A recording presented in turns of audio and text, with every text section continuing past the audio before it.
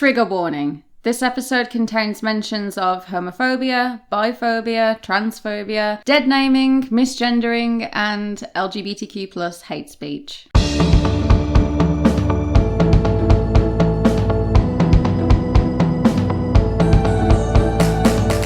Hello! Hey! Welcome to The Non-Binary Show. I'm Sam and I'm bisexual. I'm Mika and I'm non-binary.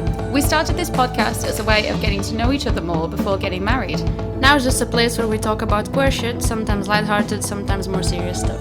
But whatever we talk about, we hope that by listening to us, you don't feel so alone. Today, how to deal with people that won't support your identity. Shout out to Dylan for this topic. we as a community get a lot of everything, and most of it is not good. I mean, it's getting better. Yeah. We have news prepared after we talk about all this, and some of them are good, some of them are bad, but mostly good, I guess. Yeah. Yeah. A lot of progress happening in the world. Yeah. Yeah. So, do you want to start with telling your experience about your coming out? The people that I was worried the most about not accepting my identity was my parents. I still haven't officially come out to my dad. I think you figured it out by Well, now. that doesn't matter though. Without getting too much into it, me and my dad were still a bit awkward talking about our feelings together. And I think he knows that too. But my excuse was that if I come out to my mom, she'll just tell my dad. And then I won't have to worry about it because my mom tells my dad everything, right? So that was my excuse for not telling my dad. So I came out to my mom and I was still too scared to do it. So I texted her. And then I rang her and I said, well, you're not going to reply. Can we not talk about this? And she said, well, I'm not happy about it. And I can't even remember the rest because it was just your generic, like unsupportive parent. Yeah. But then cut to about 4 years later, I'm single again. I've moved back home. We're starting fresh. And then I meet you. And then I'm constantly with you, like all day, every day. Because, come on, we're in love. I remember apologizing to your mom and saying, I'm sorry I keep stealing her from you. And she's like, oh, that's all right. I was actually going to mention the first time you met her. Yeah. She was very nice to you. I think it was because I'm actually making it real for her that I was in a relationship with someone who's not a man. Yeah. And she basically just had to grow the fuck up. Yeah. And now she couldn't be more supportive, could she? She loves you. Well, I'm very lovable. My dad loves you too. Yeah. Yeah. You're always having a laugh with him. Yeah. You have the same sense of humor. When you came out to your mom and she was unsupportive and you just tried to tell her like over and over that you are this and you're not gonna change and it's not like something as a phase. And like for people like this, you just need to give time. Yeah. I mean, sometimes, well, in your case, I showed up and it was a bit easier because she actually saw it and she saw you being happy as well. Yeah. Which, one thing you can't really do anything about. If she saw you happy, and that's what matters for parents. And and she like had to realize that it's how it is now and it's good for you. Yeah. For people who, and about the coming out as well, when you said that you'd never come out to your dad, kind of. It's okay not to come out. I never came out to my dad about being gay. Yeah. Never come out to anyone about being gay, really. I just usually like either mention my partner or something, like say my wife, and people like get a second of confusion face. Yeah, but I never come out, and it's okay not to come out if you don't feel safe or you don't feel like it's like now at this point your dad knows, and telling them that would be just like making things awkward and like, why would you even tell me? I kind of know already, like, you know what I mean? Like, well, it's the fact that you feel comfortable enough to even share that kind of personal news with someone that you want to share it with them because you love them and you want them to know you. You want them to know that part of you that you've been keeping a secret for so long. Yeah, but that's the thing. You are sharing it. Yeah. We go there and we talk, and like we talk about family stuff, we talk about home stuff. Yeah. We say we traveled some, like you sharing your life with him now, sharing what you're doing in your life with me. If you wouldn't bring me along with you to like meet them, and if you wouldn't talk about us that much as you talk now, like you just just sharing what you did on the weekend, and you always say, well, we've been there, we've done that, and like he knows about our family, our house, what's going on in here, so he is involved in that, and you don't have to come out to him because you sharing that part already just without saying those words. Yeah. Well, he did know for a long time because obviously my mum tells my dad everything, right? But that first day I went on a date with you, he saw me getting ready, he saw me all dressed up, and I didn't know how to explain it to him, but I just said, I've got a date, and I was like really awkward and stuff. I was like, well, why didn't you want to tell us anything? I don't want to say. And at the time, I didn't know your gender, right? So when he asked me, is it a girl? I said, yeah. Really awkward. And that's coming out to me. No, but he did know. Yeah, exactly. He did know. Like, otherwise, why would he ask? Yeah, that's what I'm saying. Like, for people who don't want to come out or don't feel like they can, and then they don't. Like, I beat myself about it as well, because I never came out. I just brought a girl, and it was like similar situation like yours. Yeah, you just brought a girl home and said, yeah, I did. This is... I didn't even say like my girlfriend. Like, I let them figure out it themselves because I was a coward. I was scared. Yeah, that's how it is. But you don't have to beat yourself up because you never came out properly. It's okay not to come out. That's the thing. But if you come out and people are not supportive, just need to remember that their support doesn't validate you in the end. You're still valid. Don't matter what, if they support you or not. You're still valid. And it's not, if they say things like, in your case, you brought me and you like kind of proven to be bi. But there are a lot of people who never been with, if they gay, like opposite gender, or they never actually experience things, but they know they are gay. Yeah. Or bi. Or I know what you mean. Yeah. But they know they are. And then they come out to their parents and they say like, ugh, come on. Well, we were talking about this again the other day. I feel like my relationship with you now makes me feel more validated as a queer person, as a bisexual person, than when I was with a man. Yeah. Because when other people saw me with a man, you wouldn't assume, would you? You wouldn't think that you're anything but straight, because straight is still the default. Yeah. Yeah, I remember we talked about this the other day, didn't we? Yeah, because your co-worker assumed that you have a husband. Yeah. I mean, and come on, look at me. Yeah, like that's... I am not straight. Yeah, no, that's a shame. Yeah. So I was talking in the staff room with another teacher yesterday, and we ended up talking about the different kind of schools we've taught at. And then he asks me, you mentioned you've got a partner. Is he also a teacher? And I don't answer the question. I just say, well, she. And he goes, oh, I'm sorry, I didn't mean to offend you. Like, he got really like flustered and like, I was like, oh, it's okay, it happens, because it does happen. Well, that's the thing, like when someone thinks I'm straight, I just laugh it off, because it's funny how you wouldn't assume that I'm not straight. Like, but if you call a straight person gay, oh my fucking god, explosions and stuff. That's why he reacted that way, because if you would assume that he's gay, he probably would blow out. Yeah. Just go off and just be offended to the ground. Actually, if it was me, I would have just said, I wouldn't even say boyfriend or girlfriend, I would say partner. And then you would say they. Yes. That's what we do.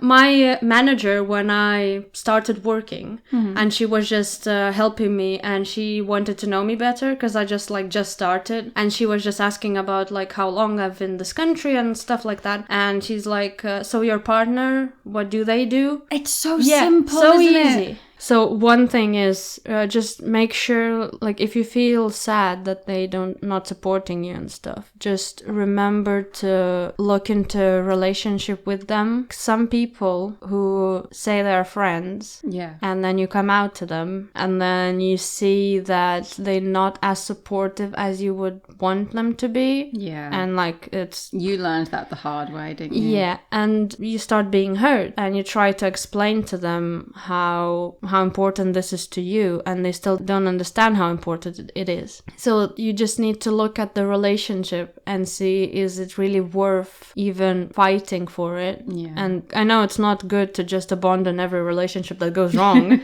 If it's a really dear friend who just doesn't understand your identity, and you just need to be civil with them and try to explain over and over till they understand. But if they won't budge and they still stand there on their side of you and they just don't see your point of view, then it's easier to just give up. You don't have to. You. Yeah. I'm off. Yeah. Fuck you. Goodbye. Yeah, you don't have to prove anything. I've learned it hard way. It did hurt, and like never again. Yeah. So with my dad as well, when I brought a girl home, he was okay with it. My mom was more like not okay, but I didn't really had a chance to say anything. Yeah. Like and sort it out. But now when I came out as non-binary, so when I changed my name, he had really, really hard time supporting that. He kept dead naming me. And when I called him out on that, he was like, but I'm your dad and I don't see you that often. And yeah, and I actually stopped calling him because we used to have at least once a month, like our conversations, like few hours, and it used to be like once a month or like 2 weeks. And like after that, just months and months and months, because I don't want to talk to a person who can't respect my name. And the last time I called him, he actually started to correct himself. Yeah. And that was like was amazing. Yeah. And I didn't even say anything. Like he dead named me and immediately corrected himself. Yeah. And I was just like, yeah, it was actually very, very nice. Yeah. So the way I deal with this is mostly online. Like if I'm reading the comments underneath an article about people coming out or any kind of hate speech that's going on social media or in the news or whatever, in the comments there will always be one person that just doesn't seem like they want to budge. The comment is very ignorant or uninformed about the situation, and then the person just doesn't think before they write. The way I like to do it is not to respond back in anger and like, oh my god, do you realize how offensive this is, kind of thing. Actually let that person listen to where they've gone wrong in their comment and then explain it in a respectful way and help them learn. So in the past, I've had people comment saying, why is this wrong? I think it was about non-binary people, and I can't remember it entirely now. I really should have found it in my history or something. Take your phone and find it then. I don't know how long ago it was. So I was commenting under something about non-binary people, and there was a comment that seemed like it was open to a conversation. So I took up the chance. I explained it in a very civil way that non-binary is this, gender fluid is that. There are many different kinds of non-binary. I'm gender flux, which means my identity can fluctuate. I also explained pronouns. I think it might have been about singular they, now I think about it. And at the end of the conversation, this person ended up saying to me, thank you very much. I've learned a lot and I'll do my best to continue my learning of it. It was amazing. Yeah, that's the thing. You shouldn't, like, I know it's frustrating to fight these kind of people who just doesn't want to learn. Yeah. But sometimes a bit of a push, and they actually, like, if you just be civil with them, especially online where it's like you don't know them, don't waste your energy on like just shouting back. Yeah, just try to be nice and explain it, and then if after that they still talking their own stuff, it's not worth it really. Yeah. Because people like that, they will never change. If you want to come out to someone in your surroundings and you know that they very stubborn, it might take a while for them to understand. And what we said before, if you want to come out to a person like that, you should like really don't care about what they think. Yeah, I know. And just like try not to get upset over it. Yeah. And just keep telling them that you are this and you won't change. This is who you are. You can't just magically be default. Yeah. Like when people say that being gay is a choice. Oh God. Why don't you choose to be gay then? Yeah. It's cool. See how easy it is. It's glamorous. Yeah, all this hate speech, all this homophobia I experienced, this is just what I wanted. Yeah. Yeah. I'm living the dream. I used to say, someone who said like, one woman, actually, I came out to her. We were just talking. So I was working with her in cleaning. We were doing like an apartment or something. We both were cleaning. Yeah. And somehow we ended up talking about something, and I said like, well, I live with a girl, and she was like, oh my God. Yeah. And Does she know? And like, and she and she just stopped talking for a bit. We were like cleaning, so we were busy. And then she's like, have you ever been with a man? I'm like, yeah, so? But it's so good. And I'm like, wasn't good for me. And she's like, but maybe you just need to find it. I'm like, don't even go there. No, maybe you just need to find the right man. Ugh. Good news is happening in lots of countries at the moment. Poland has lost an LGBT-free zone, as they like to call them. A rural region in southern Poland scrapped a motion opposing LGBT ideology after the EU threatened to cut funding. Yeah, so EU as well. It's like the EU is very good for equality. Yeah. They're doing such a good job so right now. They were pressuring Poland and Hungary, and I'm sure Lithuania will get their own as well. At the moment, Lithuania doing quite well in pressuring and stuff. There was a Kaunas Pride recently. Yeah, it went quite okay comparing to what we thought. There was one woman who tried to ruin the whole thing. Well, that one woman with the cross was just blessing gay couples. Well, thank you, my dear. Yeah. And European Union, they pressing these countries to do equal rights. Yeah. Switzerland prepares for historic referendum on marriage equality after a long, bitter fight. So it was like 64% for. Yeah, it was really good. So that is happening. That is official. You always think of Switzerland as being a neutral country because they don't like to get involved in any wars. Right? Yeah. So the fact that they have picked a side on this topic feels very historic, don't you think? Yeah, and they're quite slow as well, so I can see one sentence. That first law banning anti-LGBT plus discrimination was February 2020. Yeah. So it's like they just started to actually look into these things. Yeah.